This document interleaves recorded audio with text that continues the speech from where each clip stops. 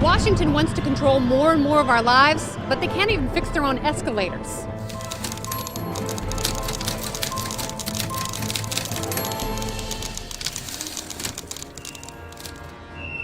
For decades, DC's subway escalators have provided a uniquely unwelcoming reception to visitors of our nation's capital. They've caused cuts, pile-ups, broken arms, electrocution, heart attacks, and even death.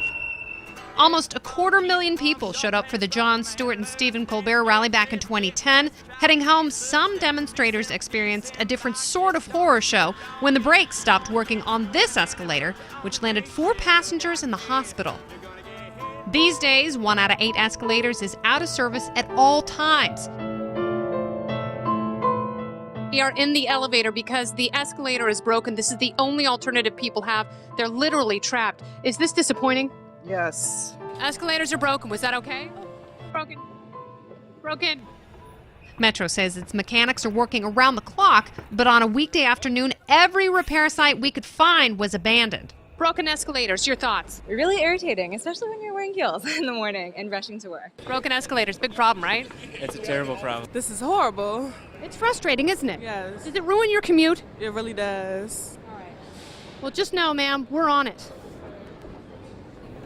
The problem stems partly from a decision that was made 20 years ago. In 1992, Metro got rid of the private contractors that repaired and maintained the system and started hiring and training its own escalator mechanics. The rationale was that government employees would do a better job for less money. I've seen people that were supposed to be working on an escalator sleeping on the job. They weren't well trained. They didn't like working there. Robert Beggy has been repairing and inspecting escalators for 47 years, and he worked for Metro in the mid-90s. Beggy says Metro has been a magnet for escalator mechanics who can't cut it in the private sector. The quality of the people we had there was very poor, I thought. For an example, comb plate. You break 2 teeth on it, you have to shut the unit off because it's a tripping hazard, or you can catch a foot. Instead of just taking 4 screws out, putting a new piece in, they'd look at it, say, well, we don't have the parts. They go away for a couple of hours, come back, and that would turn into a 4-hour job. It used to drive me crazy.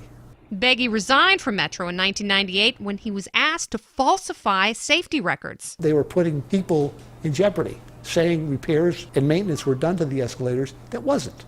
2 years ago, Metro hired an outside consultant to study its escalator problems. The report found many machine rooms were flooded with water and stuffed with trash, while the equipment was covered in dirt and lacking in lubricant. You listen to the units, they're making noise or rattling. At least to me, it's obvious what's wrong with the escalator. Gear units are dry, chains need to be oiled, handrails are running at a different speed than the steps, which is critical. Until Metro, which ignored our request for an interview, finds a way to introduce some competition, the nation's top bureaucrats will have to walk, not ride, when trying to get to where they're going in the most powerful city in the world.